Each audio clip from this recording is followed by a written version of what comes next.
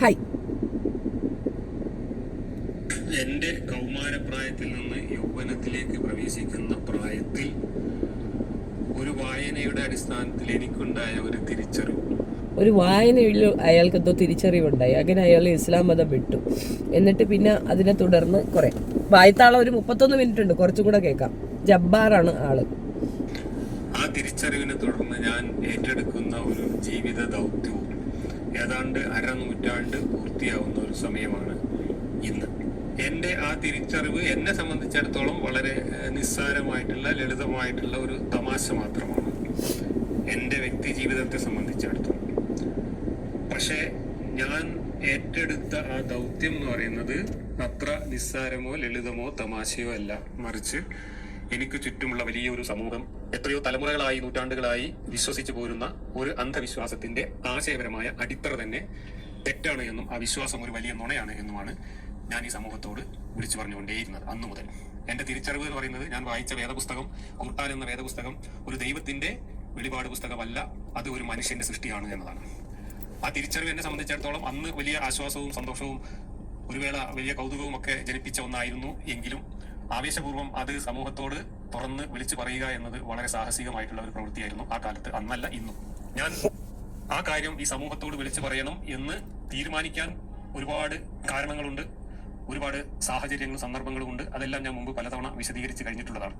ഖുർആൻ ദൈവത്തിന്റെ പുസ്തകമല്ല എന്ന ഒരു തിരിച്ചറിവ് എന്നെ സംബന്ധിച്ചിടത്തോളം എന്റെ വ്യക്തി ജീവിതത്തിൽ ആ ഒരു തിരിച്ചറിവ് എനിക്ക് പ്രയോജനപ്പെടുത്തി എന്റെ ജീവിതവുമായി മുന്നോട്ട് പോകാമായിരുന്നു. പക്ഷേ ആ തിരിച്ചറിവ് എനിക്ക് മാത്രം ഉണ്ടായാൽ പോരാ, സമൂഹത്തിലേക്ക് അത് പകർന്നു നൽകേണ്ടതുണ്ട് എന്ന് ഞാൻ തീരുമാനിക്കുന്നത് വളരെ ഉയർന്ന ഒരു സാമൂഹിക ധാർമ്മിക ബോധത്തിന്റെ സ്വയം പൊക്കൽ.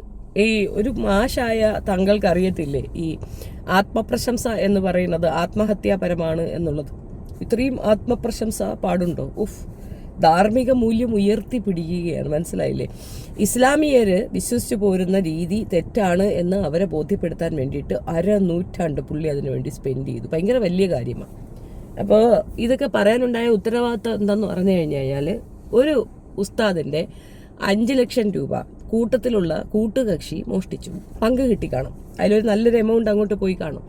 അപ്പൊ ആ പങ്ക് പറ്റിയിരിക്കുന്നത് കൊണ്ട് ആ ധാർമ്മികതയുടെ മൂല്യം ഉയർത്തിപ്പിടിച്ച ധാർമ്മിക ഉത്തരവാദിത്വത്തിൽ നിന്നുകൊണ്ട് അവന് സപ്പോർട്ട് പറയുന്നതാണ് ഈ കേട്ടത്. അനുബന്ധമായിട്ട് കുറെ ഉണ്ട്, വേണമെങ്കിൽ കുറെ കൂടെ കേൾപ്പിക്കാം. പശ്ചാത്തലത്തിലാണ്, അതിന്റെ മനസാക്ഷിയുടെ ഒരു തള്ളലിന്റെ ഫലമായിട്ടാണ്. ആർക്കിമിഡീസ് എന്ന ശാസ്ത്രജ്ഞൻ പ്ലവനതത്വം കണ്ടെത്തിയ ശേഷം സമൂഹത്തോട് യുറേക്ക എന്ന് വിളിച്ചു കൂവിക്കൊണ്ട് ഓടിയ ഒരു ആവേശം നമ്മളൊക്കെ ശാസ്ത്ര കഥയിൽ പഠിച്ചിട്ടുണ്ട്. അതേ ആവേശമായിരുന്നു ഖുർആൻ വായന കഴിഞ്ഞ് ഇത് ദൈവത്തിന്റെ ഗ്രന്ഥമല്ല എന്ന് തിരിച്ചറിഞ്ഞപ്പോൾ എനിക്കും ഉണ്ടായത്. അത് ലോകത്തോട് ഉറക്കെ വിളിച്ചു പറയണം എന്ന ഒരു ആവേശം. അങ്ങനെ പറഞ്ഞതുകൊണ്ട് ലോകത്തിന് എന്തൊക്കെയോ പ്രിഷ്യസ്നെസ് കിട്ടി. ഇത് ദൈവത്തിന്റെ ഗ്രന്ഥമല്ല എന്ന് പറഞ്ഞ് മനസ്സിലാക്കി കൊടുത്ത് എല്ലാവരും ഇസ്ലാമിയത്ത് വിട്ട് പുറത്തേക്ക് വരികയാണെങ്കിൽ പുള്ളിക്ക് എന്തരാ കിട്ടും? ആർക്കിമിഡിസ്റ്റിനെയൊക്കെയാണ് കോപ്പി പേസ്റ്റ് ചെയ്ത് പറയുന്നത്. വളരെ സമാധാനപരമായി ഊക്കൽ എന്ന് ഇതിന് വേണമെങ്കിൽ പറയാം. ഉണ്ടായി. പക്ഷെ അത് വിളിച്ചു പറഞ്ഞാൽ ഉണ്ടാവുന്ന ഭവിഷ്യത്തുകളെ കുറിച്ചൊക്കെ പിന്നീട് ഒരുപാട് ചിന്തിക്കുകയും എന്ത് തീരുമാനമെടുക്കണമെന്നൊക്കെ ഒരു 3-4 വർഷം നീണ്ട ആലോചനയ്ക്ക് ശേഷമാണ് ഞാനത് വിളിച്ചു പറയാൻ തന്നെ തീരുമാനിക്കുന്നത്. ആ വിളിച്ചു പറയൽ തന്നെയാണ് ഇന്നും നമ്മൾ തുടർന്നുകൊണ്ടിരിക്കുന്നത്. ഒരൊറ്റ കാര്യം മാത്രമേ ഞാൻ ഈ ലോകത്തോട് 1/2 നൂറ്റാണ്ട് കാലമായി പറഞ്ഞിട്ടുള്ളൂ, പ്രധാനമായും പറഞ്ഞുകൊണ്ടിരിക്കുന്നു. അത് ഈ തിരിച്ചറിവാണ്. ഖുർആൻ ഒരു ദൈവം ഇറക്കിയ വെളിപാടല്ല, അത് ഒരു മനുഷ്യന്റെ സൃഷ്ടിയാണ്. അത് 6-ാം നൂറ്റാണ്ടിൽ ജീവിച്ച ഒരു ഗോത്ര മനുഷ്യന്റെ തലച്ചോറിൽ നിന്ന് ഉരുവം കൊണ്ട ആശയങ്ങൾ മാത്രമാണ്. അത് കാലഹരണപ്പെട്ടതാണ്. അത് ഇന്നത്തെ മനുഷ്യർക്ക് ജീവിക്കാൻ ആവശ്യമായ ഒരു കാര്യമേ അല്ല. ഇതാണ് നമ്മൾ ഈ സമൂഹത്തോട് പറഞ്ഞുകൊണ്ടിരിക്കുന്നത്, 1/2 നൂറ്റാണ്ടായി പറഞ്ഞുകൊണ്ടിരിക്കുന്നത്. ഞാനിത് പറഞ്ഞു തുടങ്ങുന്ന കാലത്ത് ഇന്ന് പലരും ആരോപിക്കുന്നത് പോലെ അന്ന് സംഘിയും മങ്കിയൊന്നും നമ്മുടെ നാട്ടിലില്ല. ഇന്നിപ്പോ സംഘികൾക്ക് വേണ്ടി എന്നൊക്കെയാണ് നമുക്കൊക്കെ എതിരായിട്ട് ഇതേ ആള് തന്നെ മുമ്പൊരു വീഡിയോ ഇട്ടിട്ടുണ്ട്. ഞാൻ കുറെ തപ്പി കിട്ടിയില്ല, പക്ഷെ അതിനകത്ത് പുള്ളി പറയുന്നുണ്ട്, ഞാൻ ഇവിടെ ഇടുന്നത് സംഘികൾക്ക് വേണ്ടിയിട്ടല്ല, ഇത് ഞാൻ ഇസ്ലാമിയർക്ക് വേണ്ടിയിട്ട് പറയുന്നതാണ്. ഇത് സംഘികൾ എടുത്തുകൊണ്ട് പോവേണ്ട ആവശ്യമില്ല. എടോ, അപ്പത്തോന്നോനെ അപ്പാന്ന് വിളിക്കരുത് കേട്ടോ. അപ്പത്തോന്നോനെ അപ്പാന്ന് വിളിക്കുന്നതുകൊണ്ടാണ് പല ഡോക്യുമെന്റ്സ് പറയേണ്ടി വരുന്നത്. പിന്നെ 50 കൊല്ലമായിട്ട് താങ്കൾക്ക് ഒരു മാറ്റവും വന്നിട്ടില്ല, താങ്കൾ അതിൽ തന്നെ ഉറച്ചു നിൽക്കുന്നു, നല്ല കാര്യം. 50 വർഷമായി താങ്കൾ പറഞ്ഞിട്ട് ഇപ്പോഴും ജീവനോട് തന്നെയല്ലോ, കയ്യും കാലിനൊന്നും ഒരു കുഴപ്പം വന്നിട്ടില്ലല്ലോ. താങ്കൾ പറയുന്ന രീതി അത് എല്ലാവർക്കും അക്സെപ്റ്റബിൾ ആണ്. എവിടെ ഒരു പച്ചാളത്തിരുന്ന് ഒരു തവള ഇരുന്ന് പേക്കറോ എന്ന് പറഞ്ഞാൽ ആർക്ക് എന്തെന്നുള്ള മൈൻഡാണ് ബാക്കിയുള്ളവർ തനിക്ക് തന്നിട്ടുള്ളൂ, ആ വാല്യൂ തനിക്ക് തന്നിട്ടുള്ളൂ. അപ്പോൾ അതുകൊണ്ടെങ്കിൽ ഇരിക്കുക ഭയങ്കര ബുദ്ധിയാണെന്ന് ബുദ്ധിജീവിയാണെന്ന് സ്വയം തോന്നിയിട്ട് അമ്മാതിരി ഒരു പേക്കൂത്ത് താൻ കാണിക്കുന്നതിനെ പറ്റി ആരും മൈൻഡ് പോലും ചെയ്യുന്നില്ല എന്നുള്ളതാണ് ഞാൻ മനസ്സിലാക്കിയിട്ടുള്ളത്. താനൊരു മാഷാണ് എന്നൊരു റെസ്പെക്റ്റ് എനിക്കുണ്ടായിരുന്നു. സത്യത്തിൽ അതിലേറ്റവും കൂടുതൽ വിഷമിക്കേണ്ടത് താൻ പഠിപ്പിച്ച കുട്ടികളാണ്. ഇങ്ങനെ ഒരു മന്ദബുദ്ധിയുടെ അണ്ടറിൽ പഠിക്കേണ്ടി വന്നു എന്നുള്ളത് തന്നെ ഒരു വലിയ കഷ്ടപ്പാടാണ്. എനിവേ, ഇപ്പോൾ ഉള്ള വിഷയം എന്താന്ന് പറഞ്ഞു കഴിഞ്ഞാൽ, ലിയാഖത്ത് അലി എന്ന് പറയുന്ന തൻ്റെ കൂടെയുള്ള, താൻ ചേർത്ത് പിടിച്ചിരിക്കുന്ന നല്ലൊരു ഫസ്റ്റ് ക്ലാസ് ഗുണ്ട, അവൻ താങ്കൾ വിചാരിക്കുന്നത് കണക്ക് താങ്കളുടെ അതേ ഉന്നത ചിന്താധാരയോ ധാർമ്മിക മൂല്യമോ ഉൾക്കൊള്ളുന്നവനല്ല. കുടുംബത്തിൽ തന്നെ പരാജിതനായ, കുടുംബത്തിൽ തന്നെ പേരുകൾ വളരെ മോശപ്പെട്ട രീതിയിലുള്ള, സ്വന്തം കുടുംബത്തിനെ വളരെ അവഹേളനപരമായി ചിത്രീകരിക്കുന്ന ഒരു വൃത്തികെട്ട ജീവിയാണ്. അവനെ ചേർത്ത് പിടിച്ചുകൊണ്ട് താങ്കൾ പറയാൻ ഉദ്ദേശിക്കുന്ന കാര്യം എന്താണെന്ന് പറയുമ്പോൾ താങ്കൾക്ക് ഇത്രയും നാളുണ്ടായിരുന്ന ധാർമ്മിക മൂല്യമൊന്നുമല്ല, നല്ല ഫസ്റ്റ് ക്ലാസ് കുത്തിക്കഴപ്പാണെന്ന് മനസ്സിലാക്കാൻ കോമൺ സെൻസ് മതി. തൂറിയവനെ ചുമന്നവന് നാറും എന്നൊരു വാക്ക് കേട്ടിട്ടില്ലേ? അതാണ് ഇപ്പോൾ നടക്കുന്നത്. ഇനിയിപ്പോൾ നമ്മളുടെ ഭാഷാ വൈകല്യം, അല്ലെങ്കിൽ ഷെഫീന ഭയങ്കര ഔട്ട് സ്പോക്കൺ ആണ്, ഈ ടേമൊക്കെ ആയിരിക്കും താങ്കൾ കൊണ്ടുവരുന്നത്. അവിടെയും എനിക്ക് മറുപടിയുണ്ട്. സ്ത്രീകളുടെ ഉന്നമനത്തിന് വേണ്ടി സംസാരിക്കുന്ന ഉന്നത ചിന്താധാരയുള്ള നിനക്കൊക്കെ ഇപ്പോഴും സ്ത്രീകളെ അക്സെപ്റ്റ് ചെയ്യാൻ ബുദ്ധിമുട്ടുണ്ട്.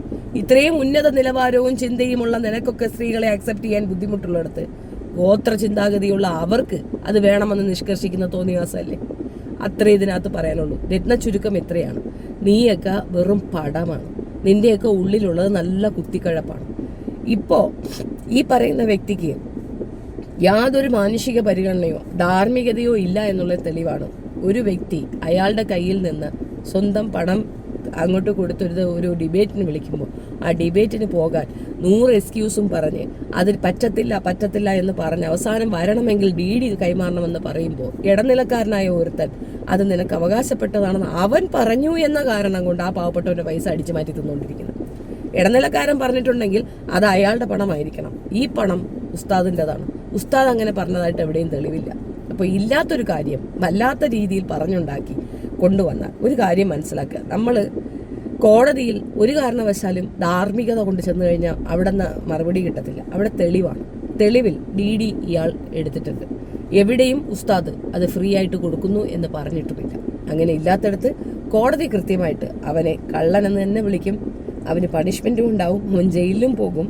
അവൻ്റെ സ്വത്തുവകകൾ കണ്ടുകിട്ടും 5 ലക്ഷത്തിന് തുല്യമായത്. അത് നടത്തിക്കൊണ്ട് കൊടുക്കാനുള്ള ധാർമ്മികത പെണ്ണായ എനിക്കുണ്ട്. അപ്പോൾ ഏകദേശം മനസ്സിലായി കാണുമല്ലോ.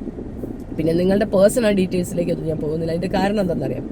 വ്യക്തിത്വമുള്ളവനിക്കല്ലേ വ്യക്തിഗത രീതിയിലുള്ള വിഷയങ്ങൾ പറയുമ്പോൾ വേദന വരുള്ളൂ. വ്യക്തിത്വം ഇല്ലാത്തവനായതുകൊണ്ടാണല്ലോ നമുക്ക് ഇഷ്ടമില്ലാത്ത ഒരു കാറ്റഗറി, അവരുടെ പണം നമുക്ക് വേണ്ട എന്ന ധാർമ്മികത ഇല്ലാതെ പോയ നിങ്ങളോടൊക്കെ അതിനെപ്പറ്റി ഞാൻ ഡീറ്റെയിൽ പറഞ്ഞിട്ട് വല്ല കാര്യവുമുണ്ട്. വയ്യായ്മ കൊണ്ടാണ് മിണ്ടാതിരുന്നത്. 18-ാം തീയതി എന്ന് പറയുന്ന ഒരു എൻഡിങ് ഡേറ്റ് അല്ല, അല്ലെങ്കിൽ അതൊരു പിന്നെന്താ പറയണേ, അത് അവിടെ വെച്ചെല്ലാം തീരുമെന്നല്ല. തുടർന്നുള്ള എല്ലാ മീറ്റിങ്ങിലും ഞങ്ങൾ ഉണ്ടാവും. ഈ 18-ാം തീയതി കഴിഞ്ഞു, 18-ാം തീയതിയോടെ അങ്ങ് സേഫ് എന്നല്ല, 18-ാം തീയതി തൊട്ട് തുടക്കമാണ്. അതായത് നിങ്ങൾ നവോത്ഥാനം എന്ന രീതിയിൽ സമരമുറകളിൽ ഏർപ്പെടുമ്പോൾ നിങ്ങൾ നവോത്ഥാനക്കാരല്ല എന്നും നിങ്ങൾ വെറും ഫ്രോഡുകളാണെന്നുമുള്ള അതിൻ്റെ തുടക്ക സമരമാണത്. തുടരുകയാണ്, തുടങ്ങുന്നു, അതാണ് അർത്ഥം. 18-ാം തീയതി ഓൺവാർഡ്സ് നിങ്ങൾ എവിടെ പ്രോഗ്രാം അവതരിപ്പിച്ചാലും ഞങ്ങൾ അവിടെ ഉണ്ടാവും ഒരു കൊടിയുമായിട്ട്. ഞങ്ങളുടെ ഉത്തരവാദിത്തമാണ്. ഈ പണം തിരികെ കിട്ടുന്നിടം വരെ ഈ സമരവുമായി മുൻപോട്ട് പോകും. പുള്ളിയുടേതായ രീതിയിൽ ടേം ഓഫ് കണ്ടീഷൻസ് ഒക്കെ ഉണ്ടാകും. അതൊക്കെ അവർ പറഞ്ഞോട്ടെ. ഞാൻ ഇതിനകത്ത് ഇടപെട്ടത് 5 ലക്ഷം രൂപ മേനമരിയയ്ക്ക് തിരിച്ചുകൊണ്ട് കൊടുക്കുക എന്നുള്ളതാണ്. ഇവിടെ ഇസ്ലാമിനെ അവഹേളിക്കുമ്പോൾ കിട്ടുന്ന അക്സെപ്റ്റൻസ് ഇസ്ലാമിനെ അനുകൂലിക്കുമ്പോൾ കിട്ടില്ല എന്നുള്ള ധാർമ്മിക ഉത്തരവാദിത്തത്തിൽ നിന്നുകൊണ്ട് നിങ്ങൾ പറയുന്ന ആ ബോധം എനിക്കുണ്ട്. അതിനെ അനുകൂലിക്കുമ്പോൾ നമുക്ക് കിട്ടാവുന്ന കല്ലേറുകൾ, ബുദ്ധിമുട്ടുകൾ ഒക്കെ ഞാൻ അനുഭവിക്കാൻ തയ്യാറായിട്ട് തന്നെയാണ് ആ കൂടെ നിൽക്കുന്നത്. ഇപ്പം നിങ്ങൾ പറഞ്ഞ കണക്ക് ചില തിരിച്ചറിവുകൾ എനിക്കും ഉണ്ടായിരുന്നു. തിരിച്ചറിവിൻ്റെ ബാക്കി പത്രമാണ് ഞാൻ എൻ്റെ കുഞ്ഞുങ്ങളിൽ കൂടെ പ്രാവർത്തികമാക്കിയിട്ടുമുള്ളത്. ഞാൻ ഇന്നും അതിലൊക്കെ ഉറച്ചു നിൽക്കുന്നു. ഒരു കാര്യം കൂടെ വ്യക്തതയോടുകൂടി പറയാം. ചില ആൾക്കാരെ നമുക്കൊരു റെസ്പെക്റ്റ് തോന്നും. അത് അവരുടെ ക്വാളിറ്റി മനസ്സിലാണ്. ഡിപ്പെൻസ് ഓൺ ദെയർ ക്വാളിറ്റി, അല്ലെങ്കിൽ അവർ ചെയ്യുന്ന ചില പ്രവൃത്തികളിൽ നമ്മൾ അകിഷ്ടരായിട്ടാണ്. അത്തരം ഒരു ആകർഷണം താങ്കളോടുണ്ടായിരുന്നു, റെസ്പെക്റ്റ് ഉണ്ടായിരുന്നു. ഇന്നതില്ല എന്ന് തുറന്നു തന്നെ പറയട്ടെ. കാരണം 31 മിനിറ്റ് ഇരുന്ന് അപരാധം പറയുമ്പോൾ താങ്കൾ വിചാരിക്കുന്നത് ഇത് വെളുക്കുമെന്നാണോ? ഒരിക്കലും വെളുക്കില്ല. പകരം താങ്കൾ കൂടെ ആ കറുപ്പിലേക്ക് വീഴുകയാണ് ചെയ്തതെന്നാണ് എനിക്ക് പറയാനുള്ളത്.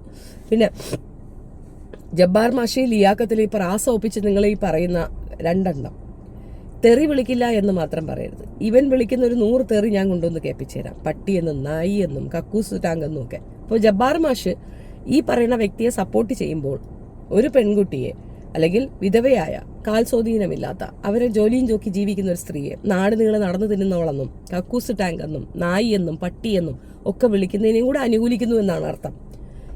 അങ്ങോട്ട് ഒരു അക്ഷരം പറയുന്നതിന് മുമ്പ് ഇങ്ങോട്ട് വിളിച്ച കാര്യമാണ്. ഞാൻ എവിഡൻ്റ് ആയിട്ട് എൻ്റെ ഇതിനകത്ത് എല്ലാം ഇട്ടിട്ടുണ്ട്. ഇല്ല എന്ന് പറയരുത്, തെളിവുണ്ട്. ഇപ്പോൾ തെളിവുകൾ വെച്ച് ഖണ്ഡിച്ച് സമർത്ഥിച്ച് ഒന്നും കൊണ്ടുവരേണ്ട കാര്യമില്ല. ലിയാക്കത്ത് എന്താണെന്ന് ലിയാക്കത്തിൻ്റെ സ്വന്തം സഹോദരൻ വന്ന് പറയുന്നത്. ഇതേ അവസ്ഥയിൽ കൂടെ പാസ് ത്രൂ ആയ ഒരു വ്യക്തിയാണ് ഞാൻ. പക്ഷെ എൻ്റെ ബ്രദേഴ്സോ എൻ്റെ സിസ്റ്റേഴ്സോ ആരും തന്നെ പബ്ലിക്കിൽ വന്നിട്ട് ഇതുപോലൊരു വൃത്തിയോട് പറയാൻ തയ്യാറായില്ല. അതെന്തുകൊണ്ടെന്നറിയാമോ? കുടുംബത്തിൽ ഞാൻ അങ്ങനെയാണ്. പുറത്ത് ഞാൻ എങ്ങനെയാണോ അത് തന്നെയാണ് ഞാൻ എൻ്റെ കുടുംബത്തിൽ. അല്ലാതെ എനിക്ക് രണ്ട് മുഖങ്ങളില്ല. ഇനി പണത്തിന് വേണ്ടിയിട്ട് ഏതറ്റം വരെയും പോകുന്ന വൃത്തികെട്ടവർ ഇതും ഇതിനപ്പുറവും പറഞ്ഞ് ന്യായീകരിക്കും. നിങ്ങൾക്ക് എത്ര കിട്ടി, നിങ്ങൾക്ക് ആ പങ്ക് കൊണ്ട് എന്താണ് സുഖം, അതങ്ങ് അനുഭവിച്ചാൽ മതി. പിന്നെ വൃത്തികെട്ട രീതിയിലുള്ള സ്റ്റേറ്റ്മെൻറ്റ് അപ്പുറത്തുനിന്ന് വന്നതുകൊണ്ടാണ് ഇപ്പുറത്തുനിന്നും അതേ നാണയത്തെ തിരിച്ചു കൊടുക്കേണ്ടി വന്നത്. ഇപ്പോഴും ഞാൻ അടിച്ച് പറയുന്ന ഒരു കാര്യം, ഇവന്മാരൊക്കെ പറയണത് പോലെ ഇസ്ലാമിയർക്കല്ല സ്ത്രീ വിരുദ്ധത, ഇവന്മാർക്കാണ്. അതിൻ്റെ തെളിവാണ് സ്ത്രീയായ ഞാൻ നിൽക്കുന്നു എന്നുള്ള കുത്തിക്കഴപ്പ്. അത് നിങ്ങൾക്ക് കോമൺ സെൻസ് ഉള്ളവർക്ക് മനസ്സിലാവും. പെണ്ണിൻ്റെ പിറകെ നിൽക്കുന്നു, ഒരു പെണ്ണിനെയും കൊണ്ടുവന്നു, ഒരു ബീവിയെയും കൊണ്ടുവന്നു. എന്താടാ ബീവി വരുമ്പം സംസാരിച്ചാൽ പറ്റത്തില്ലേ? ബീവിയും താത്താമാരും സംസാരിച്ചാൽ ഒക്കത്തില്ലേ? അപ്പോൾ ഇവരുടെ ഉള്ളിലുള്ള ആ കുത്തിക്കഴപ്പ് എത്രത്തോളം ഉണ്ട് എന്ന്, സ്ത്രീകൾക്ക് എഗൻസ്റ്റ് ആയിട്ടുള്ള കുത്തിക്കഴപ്പ് എത്രത്തോളം ഉണ്ടെന്ന് അതിൽ നിന്ന് സ്പഷ്ടം. And that's it. നിങ്ങളുടെ അഭിപ്രായം കമൻറ്റിൽ രേഖപ്പെടുത്തുക. 18-ാം തീയതി എന്ന് പറയുന്ന ഒരു എൻഡിങ് പാർട്ടല്ല, 18-ാം തീയതി തൊട്ട് തുടങ്ങുകയാണ്. ഞങ്ങൾ SP ഓഫീസിൽ പോയി ബാക്കി ഇതിൻ്റെ പ്രോസസ്സ് മുന്നോട്ട് പോയിട്ട് FIR ഇടുക എന്നുള്ളതാണ് ആദ്യമായ ലക്ഷ്യം. അതിനുശേഷം നിയമ നടപടികളുമായി മുൻപോട്ട് പോകുന്നതിനൊപ്പം ഇവന്മാർ കള്ളന്മാരാണെന്നും ഇവന്മാർക്ക് ആശയമല്ല ആമാശയമാണ് എന്നുള്ളത് പൊതുസമൂഹത്തിൻ്റെ മുമ്പിൽ പറഞ്ഞിട്ട് തന്നെ വരും. ആർക്കമിഡിസ്റ്റിനെയും അല്ലെങ്കിൽ അതുപോലെ വായിക്കൊള്ളാത്ത പേരുകളും ഒക്കെ പറഞ്ഞ് താൻ വലിയ ബുജ്ജിയാണെന്ന് അഭിനയിക്കാമെന്ന് ഞാൻ തയ്യാറില്ല. ഒരു സാധാരണ വ്യക്തിയാണ്. അതെ, കാലഘട്ടത്തിൽ ജീവിച്ച മുഹമ്മദ് നബിയുടെ അനുയായി തന്നെയാണ്. എനിക്കതിനകത്ത് അഭിമാനമില്ല, അഭിമാനം മാത്രമേ ഉള്ളൂ. ഇനി അത് പടച്ചവൻ ഇറക്കിയതല്ല, മുഹമ്മദ് നബിയാണെന്ന് പറഞ്ഞാലും ഐ ഡു റെസ്പെക്റ്റ്. അത് അങ്ങനെ തന്നെ പോകാൻ തന്നെയാണ് ഞാനും തീരുമാനിച്ചിട്ട്. എനിക്കത് തന്നെയാണ് സന്തോഷവും. അതേപോലെ ജീവിക്കുന്ന ഒരുപാട് കോടാനുകോടി ജനങ്ങളുണ്ട്. ഇവരെയൊക്കെ നാളെ ഒരു സുപ്രഭാതത്തിൽ താൻ തിരുത്തുമെന്ന് പറഞ്ഞാൽ അവരാരും ഈ ഗോത്രകാല പുസ്തകം കൊണ്ടുവന്ന് നിങ്ങളുടെ ജീവിതത്തിൽ കളിക്കുന്നില്ലല്ലോ. നിങ്ങൾക്ക് വേണ്ടായെങ്കിൽ നിങ്ങൾക്ക് പോകാമെന്ന് വളരെ വ്യക്തമായി എഴുതി വെച്ചിരിക്കുന്ന പുസ്തകത്തിനെ ഇങ്ങനെ അവഹേളിക്കുമ്പോൾ നിങ്ങൾക്ക് കിട്ടുന്ന ഒരുതരം വല്ലാത്ത സുഖമുണ്ടല്ലോ, അത് നിങ്ങളങ്ങ് അനുഭവിച്ചോളൂ. അത് റോക്കറ്റ് വിക്ഷേപിക്കുമ്പോൾ കിട്ടുന്ന സുഖം പോലെയാണ്. അത് അനുഭവിച്ചോളൂ. അത് വേണമോ വേണ്ടയോ, അത് അക്സെപ്റ്റ് ചെയ്യണോ എന്നുള്ളത് മറ്റുള്ളവരുടെ സ്വാതന്ത്ര്യത്തിൽപ്പെടും. അപ്പോൾ ജനാധിപത്യപരമായിട്ടുള്ള എല്ലാ സ്വാതന്ത്ര്യങ്ങളും അതിനകത്തുണ്ട് എന്നിരിക്കെ ഇന്നത്തെ ഇസ്ലാം കമ്മ്യൂണിറ്റിയിലുള്ള എല്ലാ മനുഷ്യരും വളരെ സന്തോഷത്തോടുകൂടി അക്സെപ്റ്റ് ചെയ്തു എന്നിരിക്കെ, ആർക്കും ദോഷമില്ലാത്ത തരത്തിൽ അത് മുന്നോട്ട് പോകൂ എന്നിരിക്കെ, അതിനെപ്പറ്റി മോശം പറയുന്ന താങ്കൾക്ക് എന്തെങ്കിലും പ്രിവിലേജ് ഉണ്ടോ ഇല്ലയോ എന്നുള്ളതൊക്കെ പൊതുജനം തീരുമാനിക്കട്ടെ. That's it. Thank U.